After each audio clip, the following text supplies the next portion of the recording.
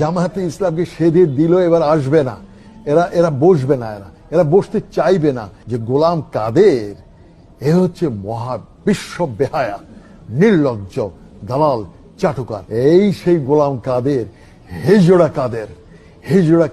2026-এ যে নির্বাচনের কথা আপনি বলছেন, এটা আসন বন্টনের নির্বাচন, যেটাকে আপনি অন্যভাবে বলতে পারেন নির্বাচন নয়, প্রহসন। আসন ভাগাভাগি অলরেডি ফাইনালাইজের পর্যায়ে চলে গেছে, চূড়ান্তের পর্যায়ে। জামায়াতে ইসলামকে 80 আসন অলরেডি দেওয়ার জন্য হাতে পায়ে ধরে বসে আছে। 80 আসন, 80, যেটাকে ইংরেজিতে বলা 80 সিটস। আর চিলড্রেন পার্টি, যেটা ন্যাশনাল চিলড্রেন পার্টি, তাদেরকে 8টা সিট এখনো পর্যন্ত কনফার্ম করে রেখেছে। আর বিএনপিও চাইছে মেজরিটি তারা পাওয়ার নিতে। তবে আবার বলে রাখছি, যিনি ক্ষমতায় আসুন, জামায়াতে ইসলাম তারা হবে ওয়াচ ডগ। এই ওয়াচ ডগ বলতে অনেকে হয়তো বুঝবে না যে ক্ষমতার পেছনে যে মুগুর যে হাতে থাকা, এই মুগুরধারী হবে জামায়াতে ইসলাম।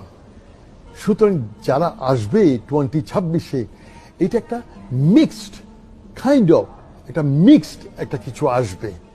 আর আমি আগেও বলেছিলাম জামায়াতে ইসলামকে যদি মেজরিটি দিয়েও এবার ক্ষমতায় বসানো হয়, Jamaate Islam is too smart, very smart. Jamaate ইসলামকে সেধে দিল, এবার আসবে না, এরা বসবে না, এরা বসতে চাইবে না। বাট 2028-এ জামাতকে পায়ে ধরে সেধেই তাকে দিতে হবে। কারণ এই যে ট্রানজিশনাল পিরিয়ড, এই যে 2026 এবং 2028, এই 2 বছরের যে মাঝখানে যে ট্রানজিশন, যে সরকার আসবে, সেই সরকার তার কাঁধে কিছু কলঙ্ক, কিছু দায়ভার, কিছু ব্যর্থতা নিয়েই তারা বিদায় হবে। তারপর হবে আসল নির্বাচন।